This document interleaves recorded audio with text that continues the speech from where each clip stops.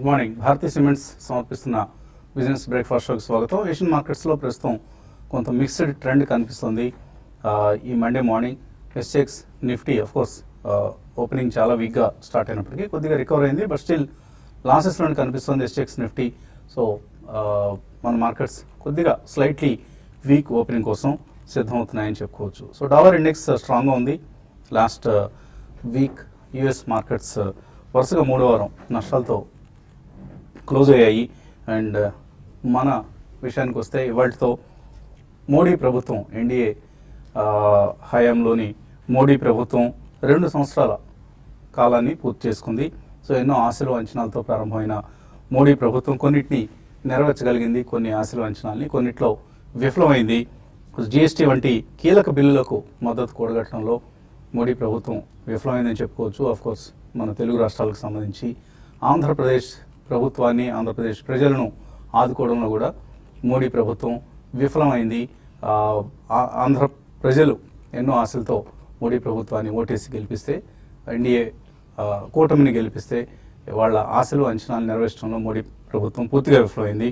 And macro picture మాత్రం మనకు చాలా పాజిటివ్గా టర్న్ అయింది మోడీ హయాంలో. సో ఫిస్కల్ డెఫిసిట్ కంట్రోల్లో ఉంది. ఫిస్కల్ డెఫిసిట్ను వీళ్ళు కంట్రోల్ చేయలేరేమో అన్న అనుమానాలు వ్యక్తమైనప్పటికీ కూడా ఆ అనుమానాలను పటాపంచలు చేస్తూ ఫిస్కల్ డెఫిసిట్ని కంట్రోల్లో ఉంచగలిగారు. అలాగే బ్యాంకింగ్ సెక్టర్లో క్లీనప్ యాక్ట్ కొనసాగుతోంది.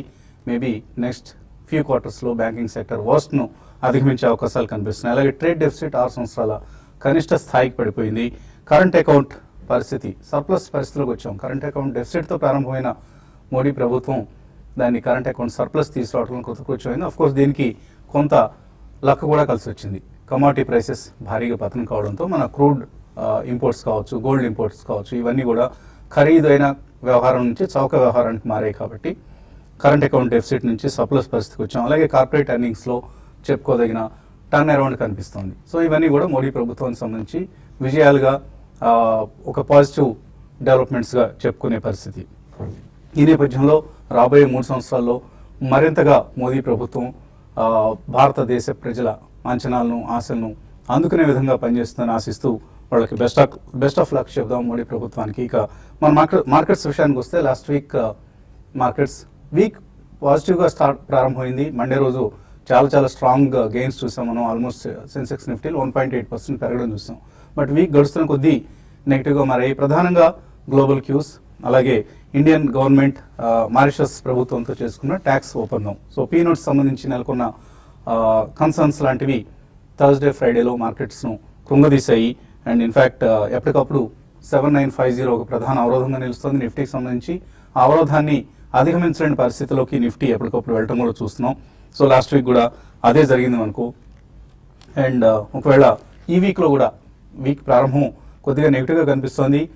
ఒకవేళ మార్కెట్స్ స్ట్రెంత్ పుంజుకోలేకపోతే మాత్రం మళ్ళీ మనం లోవర్ లెవెల్స్ లైక్ 7700 లాంటి లెవెల్స్ని టెస్ట్ చేసే అవకాశం ఉంది. 7700 ఈజ్ కోర్స్ కీలకమైన ఒక సపోర్ట్ లెవెల్గా భావిస్తూ ఉంటాం.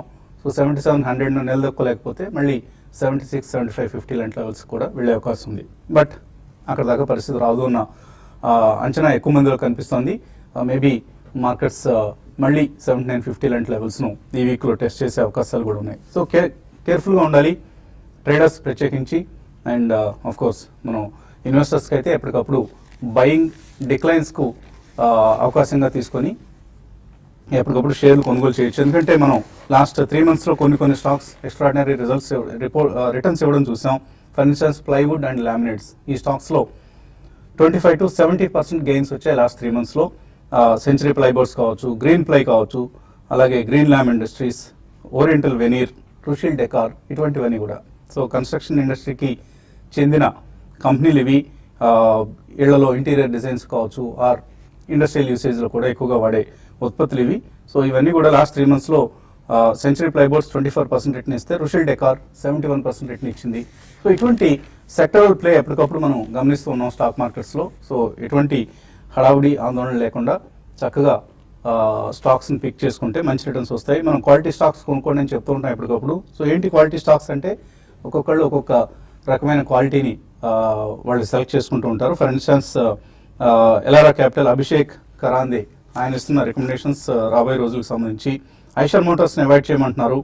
అలాగే ఎస్కార్స్ దీన్ని పిక్ చేయమంటున్నారు. దీపక్ ఫెర్టిలైజర్స్ కూడా చక్కటి కన్సాలిడేటెడ్ బ్రేక్ వస్తుంది. ఈ కౌంటర్లో ఉన్న రికమెండేషన్ ఆయన ఇస్తున్నారు. అలాగే ఐడిబిఐ క్యాపిటల్ రికమెండేషన్స్ చూస్తే మనకు power grid, Reliance, NTPC, GAIL, Petronet, Havells, IndusInd bank, HDFC bank, NBCC, Shriram transport finance ఇవన్నీ కూడా చక్కటి రిటర్న్స్ ఇచ్చే అవకాశం ఉందంటున్నారు. అలాగే monsoon related stocks Finolex industries, Tata chemicals, GSFC, Coromandel, RCF, NFL, Mahindra and Mahindra ఇటువంటివి ఇన్వెస్టర్స్ అక్యుములేట్ చేసుకోవచ్చు. డిక్లైన్స్ ఉన్న రికమెండేషన్ చేస్తున్నారు. సో ఇలా మనం ఇంకా చాలా స్టాక్స్ మనం చెప్పుకోవచ్చు. బట్ ఇటువంటి క్వాలిటీ స్టాక్స్లో మనం పొజిషన్స్ తీసుకుంటే next maybe 6 months to 1 year అవుట్లుక్తో ఈవెన్ అంటే ఇది చాలా తక్కువ షార్ట్ స్పాన్ చెప్తున్నాను నేను. మనం దీర్ఘకాలానికి ఎప్పటికప్పుడు బెస్ట్ స్టాక్స్ రికమెండ్ చేసే ప్రయత్నం చేస్తున్నాం. అంటే ఇవన్నీ కూడా షార్ట్ టు మీడియం టర్మ్ కోసం అనలిస్ట్ రికమెండ్ చేస్తున్న స్టాక్స్. ఇక మార్కెట్స్ పరిస్థితి గురించి మాట్లాడేందుకు అనలిస్ట్ మనతో సిద్ధంగా ఉన్నారు. సో కొత్త వారం ప్రారంభమైంది అండ్ మే సగం అయిపోయింది. Next second half of May ఎలా ఉంటుంది అనుకుంటున్నారు? ఇప్పుడు మీరు అన్నట్టు ఇవాళ 2 years అయిన సందర్భం కాబట్టి చాలా క్రూషియల్ పాయింట్ అండి. ఎందుకంటే ఈవెన్ గవర్నమెంట్ పాలసీ మేకింగ్ కూడా వాళ్ళు ఇప్పటి వరకు తీసుకున్న policy making next third year fourth ఇయర్లో అంటే వాళ్ళ థర్డ్ ఇయర్ ఫోర్త్ ఇయర్లో మనం చూసే ఇంపాక్ట్ ఉంటుంది. ఎందుకంటే 5th year నుంచి మళ్ళీ నెక్స్ట్ పొలిటికల్ ఈక్వేషన్స్ అన్ని స్టార్ట్ అయిపోతాయి కాబట్టి మనం ఆల్మోస్ట్ హాఫ్ పాయింట్లో ఉన్నామని చెప్పుకోవచ్చు అండి. అది అంటే ఇంకొక 2 budgets ఉన్నాయి వీళ్ళ దగ్గర. ఓవరాల్గా ఇప్పటివరకు పర్ఫార్మెన్స్ ఇస్ ఓకే. అయితే మనం గమనించాల్సింది ఏంటంటే ఇంకా చేయాల్సింది చాలా ఉందండి. ఎందుకంటే క్రూడ్ ఆయిల్ ప్రైసెస్ తగ్గడం వల్ల మెయిన్ వీళ్ళకి ఫిజికల్ డెఫిసిట్ అయినా, కరెంట్ అకౌంట్ డెఫిసిట్ అయినా, ఇన్ఫ్లేషన్ అయినా మూడింటికి క్రూడ్ ఆయిల్ ప్రైసెస్ బాగా హెల్ప్ అయినాయి. అయితే ఇక్కడ నుంచి ఇప్పుడు క్రూడ్ ఆయిల్ ప్రైస్ కనుక బాటమ్ అవుట్ అయినాయి, ఇప్పుడు క్రూడ్ ఆయిల్ ప్రైస్ కొంచెం పికప్ అయితే ఎంతవరకు మనం ఈ అన్ని డెఫిసిట్స్, ఇన్ఫ్లేషన్ నెంబర్స్ మనం కంట్రోల్లో పెట్టుకోగలుగుతాం అనేది గమనించాల్సింది. కార్పొరేట్ ఎర్నింగ్స్ పికప్ అయినా కూడా అంటే ఇంకా పూర్తిగా బిగ్ టర్న్ అరౌండ్ స్టేజ్కి మనం వచ్చామా అనేది ఒక పెద్ద క్వశ్చన్ మార్క్ అండి. ఓవరాల్గా మార్కెట్ పాయింట్ టు పాయింట్ చూసుకున్నా కూడా పర్సెంటేజ్ రిటర్న్ వచ్చిన సందర్భం ఏం లేదు. అంటే అప్పుడు October 2013లో స్టేట్ ఎలక్షన్ గవర్నమెంట్ అయిన దగ్గర నుంచి మోడీ ప్రభుత్వం వచ్చినప్పటి నుంచి మనం చూస్తే లాస్ట్ 2 years లో నిఫ్టీ నెగిటివ్ రిటర్న్స్ ఇచ్చింది. 14% తగ్గింది. అది October 9100 నుంచి ఇప్పుడున్న 7900 October 2013 నుంచి తీసుకుంటే స్టేట్ ఎలక్షన్ గవర్నమెంట్స్ రిజల్ట్స్ వచ్చిన దగ్గర నుంచి మార్కెట్ ర్యాలీ స్టార్ట్ అయింది కాబట్టి అక్కడి నుంచి చూసుకుంటే పర్లేదు. కానీ అంటే ఎక్స్ట్రాడినరీ అంటే స్టాక్ సెలక్షన్ చేసుకున్న వాళ్ళకి వచ్చిందే కానీ ఓవరాల్ పాయింట్ టు పాయింట్ తీసుకుంటే పెద్ద రిటర్న్ వచ్చిన సందర్భం ఏం కాదండి. అండ్ అసెంబ్లీ పోల్స్ రిజల్ట్స్ రాబోతున్నాయి ఈ వారంలో.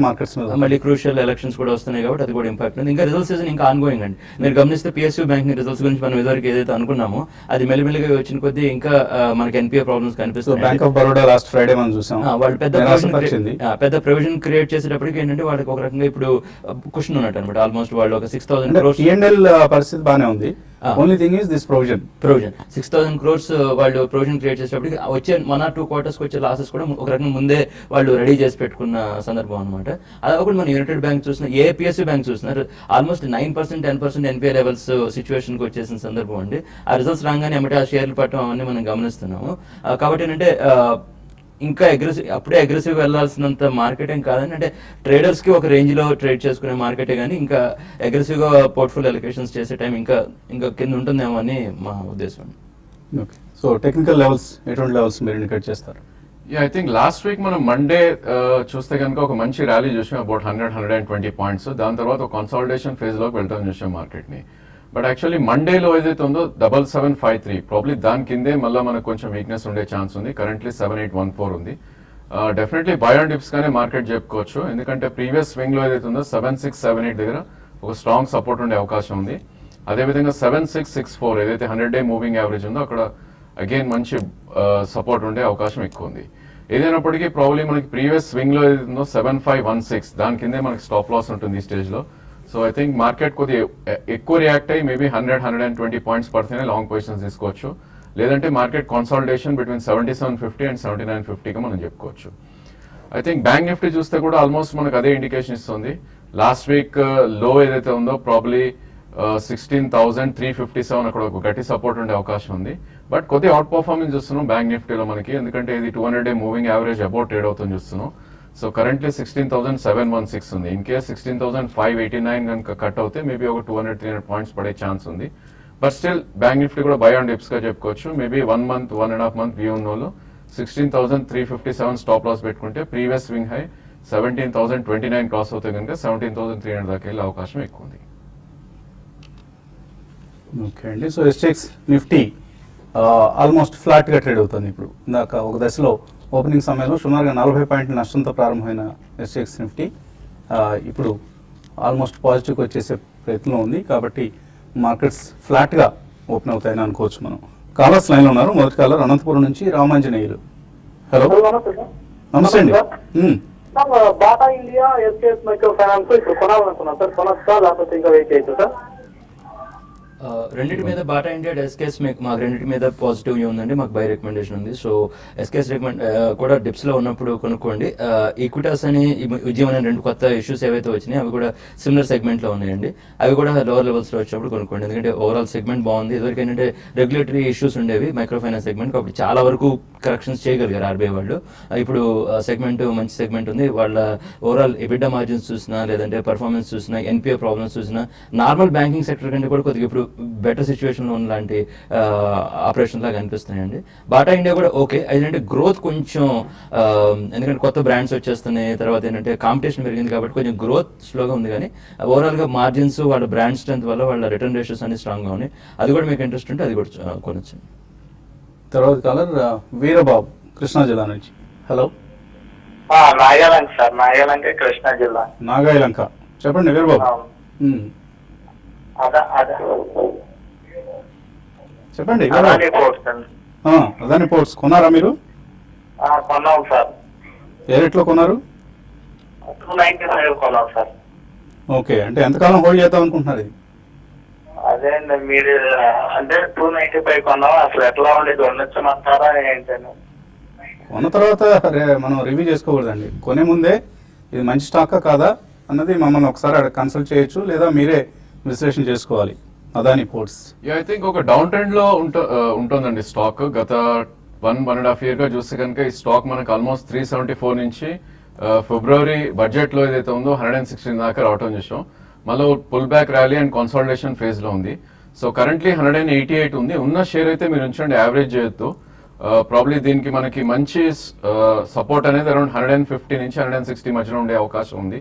సో ఫ్రంట్ లైన్ స్టాకే కాబట్టి ప్రాబ్లీ 1 to 1.5 year వ్యూ ఉంటే కనుక మీకు అబౌట్ 150-160 మధ్యలో మీరు యావరేజ్ చేయొచ్చు. బట్ ట్రేడింగ్ పొజిషన్ కి అరౌండ్ 136 కింద స్టాప్ లాస్ పెట్టుకోవాలి. అదేవిధంగా పుల్ బ్యాక్ లో అరౌండ్ 250-252 వస్తే కనుక మీరు ఒకసారి ఎగ్జిట్ అవడం బెటర్. సో కొద్దిగా లాంగ్ టర్మ్ వ్యూ ఉంటే మీరు ఎక్కువ రోజులు హోల్డ్ చేయగలను అనుకుంటే హోల్డ్ చేయండి. అదర్వైజ్ మన రాజేంద్ర గారు చెప్పినట్లు front line stock and infrastructure play ఇది. సో చాలా ఎక్కువ పేషెన్స్ ఉండాల్సిన కౌంటర్స్ ఇటువంటివన్నీ కూడా కొద్దిగా పేషెన్స్తో హోల్డ్ చేయండి దీన్ని. ఇక మరిన్ని కాల్స్ అలాగే మెయిల్స్ తీసుకుని కాసేపు ప్రకటన.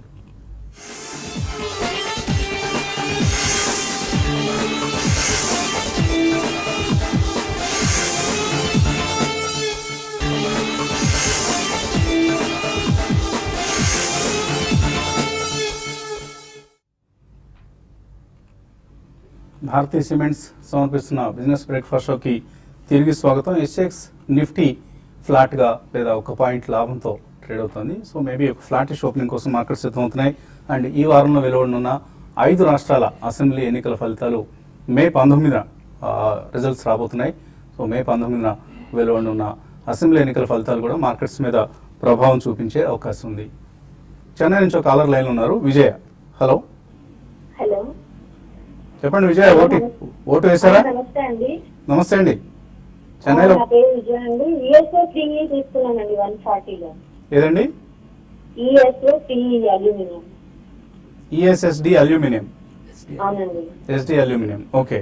140లో తీసుకున్నాను. యావరేజ్ చేసుకోమంటారా? బాగా డౌన్ అయింది అని చెప్పేసి. సో చెన్నైలో ఎన్నికలు జరుగుతున్నాయి, ఓటు వేస్తున్నారా ఇక్కడ? అంటే మాకు లేదండి ఇక్కడ. మీకు ఓటు లేదు. ఓకే ఓకే, సరే అండి. సో ఎస్డి అల్యూమినియం కొనొచ్చా? ఎస్డి అల్యూమినియం చూస్తే కనుక మేబీ దీన్ని ఫాలింగ్ స్వోర్డ్ అంటామండి టెక్నికల్ అనాలిసిస్. దీనిలో ఈ స్టాక్ చూస్తే కనుక 2014లో 767 ఉంది. అండ్ 2008 లో ఏదైతే ఉందో 101, అది బ్రేక్అవుట్ అని చూసాం మనం చార్ట్స్ పరంగా. సో ఇలాంటి చార్ట్స్ అన్ని ఏవైతే ఉన్నాయో ప్రాబ్లీ పైకి రావడం కూడా చాలా కష్టం. అండ్ కొన్నిసార్లు వ్యానిష్ కూడా అయిపోయే అవకాశం ఉంటుంది. సో డెఫినెట్లీ యావరేజ్ అయితే మీరు చేయొద్దు. Probably current market price around 71 ఉంది. అంటే ఆల్మోస్ట్ లాస్ట్ 1.5-2 years లో 1/10 అయిపోయింది షేరు. వేరేస్ మార్కెట్ కొంచెం sideways or up trend ఉన్నా కూడా. సో ఏమాత్రం పుల్ బ్యాక్ వస్తే మీకు అరౌండ్ 120 or 130 వస్తుంది. మేబీ అక్కడ మీరు లాస్ బుక్ చేసి పర్ఫార్మింగ్ సెక్టర్స్ ఏవైతే ఉన్నాయో ఎన్బిఎఫ్సిస్ కానీ లేదంటే హౌసింగ్ ఫైనాన్స్ కానీ ఎంటర్ అవుతే మేబీ బెటర్ రిటర్న్ వచ్చే అవకాశం ఎక్కువ ఉంది. ఇన్ఫాక్ట్ ఏషియన్ మార్కెట్స్లో కొంత బౌన్స్ బ్యాక్ కనిపిస్తుంది. సో హ్యాంగ్సెంగ్ ఇంతకుముందు లాస్లో ఉన్న హ్యాంగ్సెంగ్ 1%, 1.25% లాభంలో ఉంది. ఇప్పుడు షాంఘై మార్కెట్ నష్టాల నుంచి లాభాల్లోకి వచ్చింది. అండ్ ఎస్ఎక్స్ నిఫ్టీ కూడా పాజిటివ్గా కనిపిస్తుంది. మేబీ ఇందాకటి మన అంచనాకు భిన్నంగా మార్కెట్స్ పాజిటివ్గా కూడా ప్రారంభమయ్యే అవకాశాలు ఉన్నాయి. ఉడిపి నుంచి Vijayalakshmi. Hello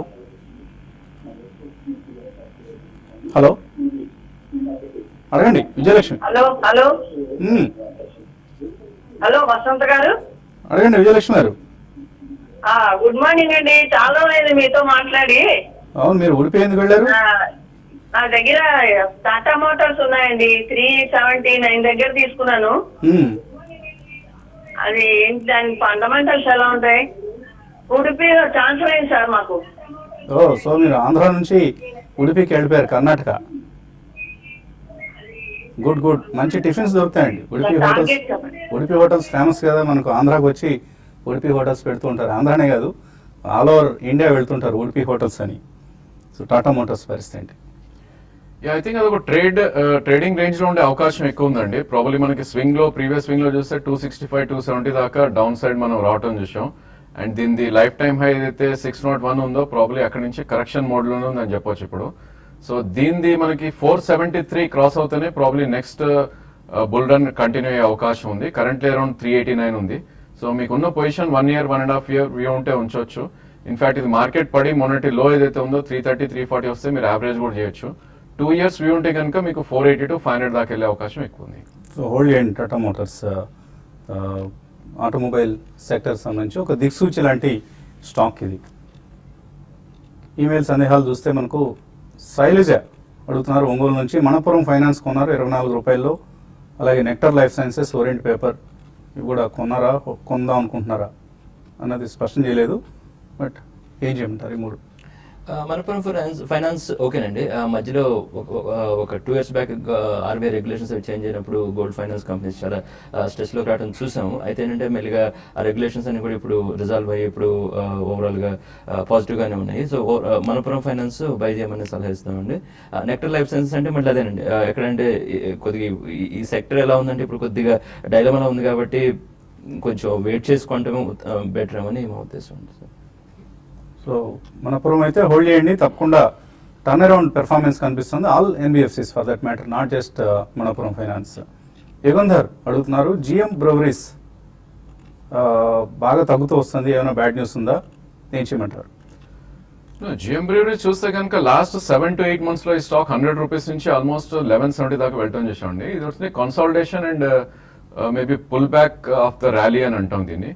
so as long as it stays above 600 I think దీనిలో పెద్ద వరీ అయితే లేదు. ఇట్స్ ఓన్లీ యా ప్రాబ్లీ, ఎందుకంటే 100 రూపీస్ నుంచి 1100 అయినాక మేబీ కొద్ది సైడ్ వేస్ అండ్ కన్సాలిడేషన్ అయ్యే ఛాన్స్ ఎక్కువ ఉంటుంది. ఐ థింక్ మీకు ఉన్న పొజిషన్ కనుక ఉంటే కనుక 600 రూపీస్ కింద మీరు స్టాప్ లాస్ పెట్టుకోండి. And otherwise maybe next 6 months to 1 year కి అయితే I think you need not worry, I think hold చేయొచ్చు. డివిఎస్ కృష్ణ అడుగుతున్నారు డీప్ ఇండస్ట్రీస్, హెచ్సిఎల్ టెక్నాలజీస్ ఈ రేట్లు తీసుకోవచ్చా? దీప్ ఇండస్ట్రీస్ ఈ ఆయిల్ ఈ సెగ్మెంట్ లో ఉన్న షేర్ అండి. అది కూడా మన ఆయిల్ రిలేటెడ్ ప్రైసెస్ అవంతా తక్కువ ఉన్నప్పుడు బాగా స్ట్రెస్ లో ఉంది. బట్ ఇప్పుడు ఓవరాల్ కొద్దిగా రికవరీ స్ట్రాంగ్ గానే కనపడుతుంది. సో మీరు కనుక ఓవరాల్ గా ఆ సెగ్మెంట్ బాటమ్ అవుట్ అయిపోయింది, పర్ఫార్మెన్స్ బాగానే ఉంటుందన్న కాన్ఫిడెన్స్ ఉంటే మీరు దీప్ ఇండస్ట్రీస్ లోవర్ లెవెల్స్ లో చూడొచ్చు అండి. హెచ్సిఎల్ టెక్నాలజీస్ వచ్చేటప్పటికి ఈసారి రిజల్ట్స్ అంత ఎక్సైటింగ్ గా లేకపోయేటప్పటికి స్టాక్ బాగా ప్రెషర్ లోకి వచ్చింది. ఇప్పుడు ఏంటంటే ఐటీలో ఎలా ఉంటుందంటే ఏ స్టాక్ అయితే ప్రెషర్ లో ఉంది, let's say HCL, Wipro, if they are not doing well, అక్కడ అమ్మేసి ఇన్ఫోసిస్ తీసేసుకుంటారండి. అంటే ఎక్కడైతే పర్ఫార్మెన్స్ బాగుందో అట్లా స్విచ్ ట్రేడ్ అంటారు అనమాట. సో వీక్ ఉన్నది అమ్మేసి స్ట్రాంగ్ ఉంది కొనే ప్రయత్నం చేస్తుంటారు. అందువల్ల HCl technologies, Wipro next quarter results improve ఏమైనా వచ్చేదాకా ఇప్పుడు కొద్దిగా ప్రెషర్ లోనే ఉండే ఛాన్స్ ఉందండి. సో పర్ఫార్మెన్స్ వైజ్ చూడాలంటే టీసీఎస్, ఇన్ఫోసిస్ కొంచెం బెటర్ గా ఉండే అవకాశం ఉందండి. రమేష్ కుమార్ అడుగుతున్నారు హైదరాబాద్ నుంచి Crompton Greaves consumer electronics. So 130 అంటే ఇప్పుడున్న రేట్లో కొనుక్కోవచ్చా? క్రాంప్టన్ గ్రీవ్స్ అది డీమర్జర్ అయ్యి కొత్త స్టాక్ కూడా లిస్ట్ అయిందండి, క్రాంప్టన్ కన్స్యూమర్ అని, సీజీ కన్స్యూమర్. సీజీ కన్స్యూమర్ అని. సో ఇప్పుడు రెండు కంపెనీస్ విడిగా లిస్ట్ అవుతాయి. సీజీ కన్స్యూమర్ కూడా ఓకేనండి, అది మొన్నే లిస్ట్ 2 days అయినట్టుంది, మొన్నే లిస్ట్ అయింది. కంపారబుల్ స్టాక్స్ వచ్చేసి హ్యావెల్స్, బజాజ్ అది ఆ సెగ్మెంట్ ఓవరాల్ పర్ఫార్మెన్స్ కూడా బాగానే ఉంది కాబట్టి అది కూడా మీరు చూడొచ్చు. ఎందుకంటే మేనేజ్మెంట్ కూడా మంచి హై పెడిగ్రీ ఉన్న మేనేజ్మెంట్. సో అది మీరు కావాలంటే లోవర్ లెవెల్స్ లో కొనుక్కోండి. నాగరాజు అడుగుతున్నారు, అరవింద్ షార్ట్ సెల్ చేద్దాం అనుకుంటున్నారు, వాళ్ళు చేయొచ్చా? నాట్ ఏ గుడ్ ఐడియా అండి, ఎందుకంటే ఇది 200-day moving average about trade అవుతుంది. ఐ థింక్ 290 కింద ట్రేడ్ అవుతేనే మీరు షార్ట్ అటెంప్ట్ చేయాలి దీనిలో, otherwise I think you should avoid short. Jaya Srinivas దగ్గర నిఫ్టీ కాల్ ఆప్షన్స్ ఉన్నాయి, 8,000 కాల్ ఆప్షన్స్, 55 రూపాయల ప్రీమియంలో తీస్తున్నారు, హోల్డ్ చేయొచ్చా?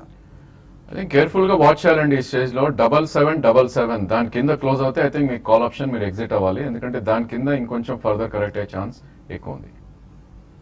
యుఎస్ఏలో సాఫ్ట్వేర్ ఇంజనీర్గా పనిచేస్తున్నారు శివశంకర్.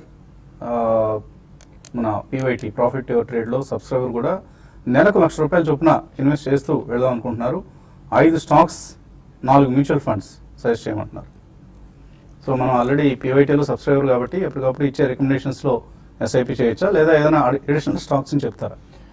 అది ఒకటేనంటే మీరు ఎస్ఐపి చేద్దాం అనుకున్న విధానం కరెక్ట్ అండి. ఫస్ట్ అది అప్రోచ్ కి మీకు కాంప్లిమెంట్స్ ఇవ్వాలి. స్టాక్స్ అంటారా, అది మనం పీవైటీలో చాలా స్టాక్స్ ఇస్తూనే ఉంటాం. అంటే సెంచరీ ప్లై ఇదివరకు మనం ఇచ్చిన షేరే, లేదంటే హెస్టర్ బయో మన లోవర్ లెవెల్స్ అది కూడా మనం చూడొచ్చు. లేదంటే మిండా ఇండస్ట్రీస్ ఒకటి కంపెనీ స్ట్రాంగ్ ఉందండి. తర్వాత ఈ కొత్తగా వచ్చిన ఐపీఓస్ ఈక్విటాస్, తర్వాత ఈ ఉద్యోగం ఏవైతే ఉన్నాయో అవి కూడా, ఎందుకంటే next 2-3 years small finance bank అవ్వచ్చు. ఆ బ్యాంకింగ్ అయ్యే ప్రాసెస్ లో వాళ్ళు కొద్దిగా ROIs ప్రెషర్ ఉన్నా కూడా అవి ఏంటంటే న్యూ కాన్సెప్ట్ అనమాట. సో ఈవెన్చువల్ గా టేక్ ఓవర్ క్యాండిడేట్స్ కూడా అవ్వచ్చు అండి, ఒక 2-3 years అయిన తర్వాత పెద్ద బ్యాంక్స్ ఏదైనా కన్సల్టేషన్ ప్రాసెస్ లో. సో ఇవన్నీ చాలా థీమ్స్ వర్క్ అవుతున్నాయండి. అది మీరు తర్వాత పెయింట్స్ కంపెనీస్ చూడొచ్చు, బర్జర్ పెయింట్స్ అని, తర్వాత ఈ ఎగ్జో నోబెల్ అని, అంటే డ్యూలక్స్ బ్రాండ్ చేసే కంపెనీ ఎగ్జో నోబెల్ అని. ఇవన్నీ ఏంటంటే హౌసింగ్ కన్స్ట్రక్షన్ డిమాండ్, అందులో ఏంటంటే ఈ మధ్య ఇండియన్స్ వాళ్ళకి బ్రాండెడ్ ప్రొడక్ట్స్ ఎక్కువ. మనం చూసిన ఇందాక ప్రోగ్రామ్ బిగినింగ్ లో కూడా అనుకున్నాం, గ్రీన్ లామినేట్స్ ఇదివరకు ఏంటంటే ఇండియన్స్ కాస్ట్ తక్కువ ఉండేది చూసేవాళ్ళు, ఇప్పుడు ఏంటంటే బ్రాండ్ చూస్తున్నారండి. అంటే కాస్ట్ కొద్దిగా ప్రీమియం ఇచ్చినా కూడా 20% ఎక్కువ ఇచ్చినా కూడా మాకు బ్రాండ్ ఉండాలని క్వాలిటీ కోసం చూస్తున్నారు కాబట్టి కంపెనీస్ లో చేసుకోవచ్చు. రేపటి సెషన్ లో మీకు మ్యూచువల్ ఫండ్స్ ఎస్ఐపికి ఏవి అనుకూలంగా ఉన్నాయో చెప్పే ప్రయత్నం చేస్తాం. ఇది ఇవాళ బిజినెస్ బ్రేక్ఫాస్ట్. మధ్యాహ్నం స్మార్ట్ ఇన్వెస్ట్ లో మళ్ళీ కలుద్దాం.